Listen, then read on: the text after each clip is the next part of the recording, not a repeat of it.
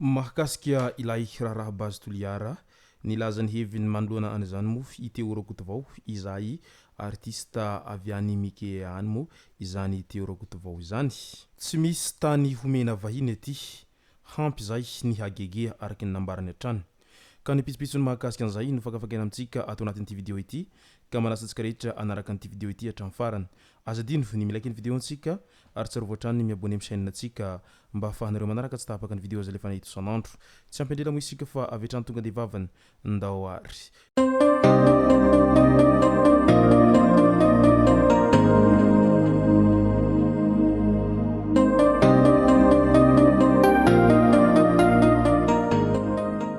Ny tonga tsy miarahaba hono na mantesitra ka dia faly miarahaba isika rehetra mpanaraka tsy tapaka an'ity chaîne ity tenako amin'ity androandroany ity. Araka n'izay efa natsipiko zay dia ny mahakasika ny fanohen-kevitrin'ireo zanaky ny Toliara izay tsy manaiky ny hanokafana an'izay orinasa bazy Toliara any an-toerana izay no tena iompanantsika ato anatin'ity vidéo ity. Fa milohan'izay dia ndaholo ho resantsika ireto tsara ho fantatra manaraka ireto. Mpamaky trano tratra jiolahy tsara teo ampamahana hidin-tranon'olona teny Ambolokandrina ny maraina ny 4 aprily iny. Tratra niaraka taminy ny fitaovan-dakozia maromaro izay avy nangalariny moa izany mazava ho azy. Midika izany fa tena efa tsy mikely soroka mihitsy ny mpanao ratsy amin'izao fotoana izao na ny andro atoandro aza na ny andro alina dia miezaka manao an'izay asa ratsin'izay izy ireo hanararotra mba hangaratra ny fananan'olona izay ka melimelo ihany isika amin'ireny mpanao ratsy ireny. Tany Tsoroany Mandidy roa lahy tonga hividy bala ao Tsoroany Mandidy na zombavao ny zoma lasa teo iny no maty voatifitry ny zandary ny iray kosa azo sambobelona. Dahalo nampitondra faisana ny tapany andrefa ny bongo lava manontolo iny izy ireo raha ny voalazan'ny zandary hatrany. Lehilahy iray no voatery no samborina teny Anosy, fantatra fa mamo izy ary namany teny Andalambe no sady mila ady amin'ny mpandalo rehetra. No tenenin'ny polisy mpampandrindra ny fifamoivoizana moa izy tamin'ny ity fihetsika izay nataony ity ka ilay polisy indray no nilany ady. Naterana tao amin'ny komisaria Mahamasina mba handraisana fepetra amin'io fandokandalana izay nataon'io izy taorian'ny fisamborana azy. Tany Antsirabe indray atleta iray no hita faty latsaka tany anaty hantsana tao Ibity Antsirabe faharoa ny 4 aprily lasa teo iny nandritra ny hazakazaka Tray d'Ibity andiany faha-4. Tsy tonga teny amin'ny famaranana izy ka nokarohina taorian'izay. Tamin'ny 9 ora alina ny razana no hita ivelan'ny lalam-pifaninanana. Araka ny fanatediana dia niala tamin'ny lalana tokony naleha izy ka nianjera sy naratra mafy ary notatazany Silasilabato. Lehilahy iray 25 taona indray no tratra ambodiondry sy namaky trano teny Ambohimiadana avaratra Ambohimanarina. Nentina eo anivon'ny komisaria izy niaraka tamin'ireo entana izay nangalariny mba hanaovana fanadiadiana mahakasika an'ity halatra izay nataony ity.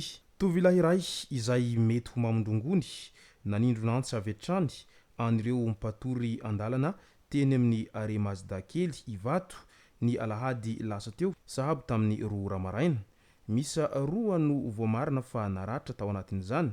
Ny manodidina no nilaza fa nisy ny iray hafa maty saingy tsy nazahoana profo satria tsy hita ilay razana ary mbola kely anaka io namoiny ainy io. Hoy ny tantara ny zavanitranga teny an-toerana trany. Hanatra aza ifohana ilay rongony na ihany koa ilay zava-mahdomelina rehefa tsy zakany saina fa lasa mampanao foana ka lasa mampidi-doza ny hafa ary mety hampidi-doza ny tenanao izany ny vokatry ny fidorohanao rongony tsy voafehy izany. Distrikany Ambohimaso faritry ny Matsiatrambony indray fanolana zazavavy 4 taona ary nitarika tamin'ny famonoana azy tamin'ny fomba fiona bibina ny 2 aprily 2024 lasa teo iny. Sarin'ny polisy pirenena tao amin'ny distrikany Ambohimaso ny tovolahy 2 fantatra fa nanolana sady namono tamin'ny fomba fiona bibina ani ilay zazakely vao 4 taona ny 2 aprily 2024 lasa teo iny. Fantatra fa ny rahalahindrainy ihany no isany namonona hafaty an'ilay zaza rehefa avy naolana izy sy ny namany. Hoy ny komisera ny Ambohimaso hatrany raha nitondra ny fanazavana mahakasika an'ity fahatratrarana an'ireto 2 lahy izay nahavanin-doza tamin'ny fanolanana ity. Midika izany fa tena efa mivadika biby ny olombelona amin'izao fotoana izao ka araha maso akaiky ihany ny zaza eny anivon'ny fiarahamonina eny fa misy ireo tsy valahara izay zatra manao an'izay asa ratsy indrindraindrindra manana filan-dratsy tsiroa amin'ny fanolanana izay tsy vitany manolana fa mbola mamono mahafaty ihany tena mendrika azy ireo ny sazy izay farany hentsitra mba tsy verimberenany izay asa fanolanana etsiroa izay. Ankizy 13 hatramin'ny 17 taona mbola mpianatra no mifampitaona manao ditra sy firaisana ao amin'ny trano ravo ao amin'ny résidence ao Ambanjao.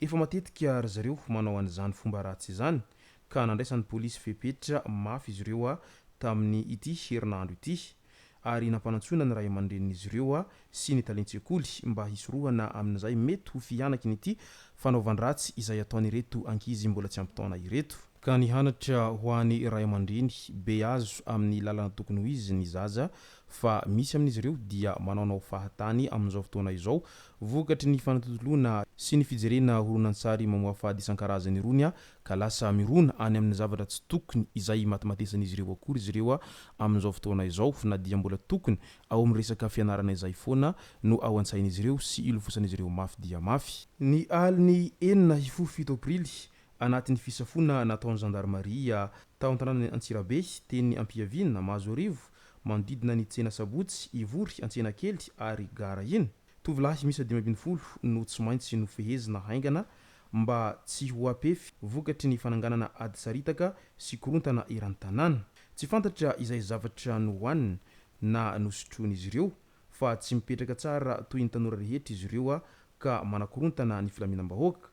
Voatery nitazomina mandritry ny alina izy ireo mba hisorohana ny mety ho foaram-pefy amina karazana fikasany ratsy isan-karazany izay mety ho ataon'izy ireo. Andao amin'izay ho resantsika ny mahakasika ny raharaha bazy toliara izay mbola mafana dia mafana moa ny toe-draharaha any an-toeranany amin'izao fotoana izao satria tena mihenjandroa ny tady eo amin'ireo izay olona manaiky an'izay hisokafany bazy toliara izay fa itsy ankilany kosa ireo izay tsy manaiky velively ny hisokafany izay bazy toliara izay ary mbola ahitana sakoroka moa any an-toeranany amin'izao fotoana izao satria hita taratra fa simba hatramin'ny vavahady ny Tino Karoberto mihitsy tamin'ity herinandro ity no ny hatezeram-bahoaka tao anatiny izay fanakatsakanana etsiroa izay nataony mpitandro filaminana amin'ireo olona izay nikasa hivory hiaraka amin'ny siteny tany an-toerana tany.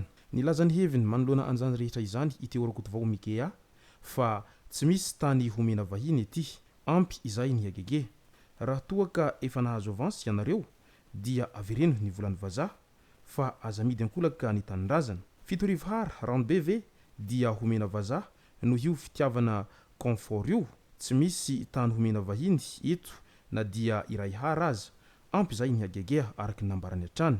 Izay ny masaka azona roso tao anatin'ity video ity tomboko lasy tomboko vavy misoratsika rehetra nanaraka an'ity video ity hatramin'ny farany azadino ny milaiky ny video antsika ary tsara voatrany ny miabone amin'ny chaîne antsika mba ahafahanareo manaraka tsy tahapaka ny video izay lefa nahito isan'andro tomboko lasy tomboko vavy mankasitraka dia mirary soa.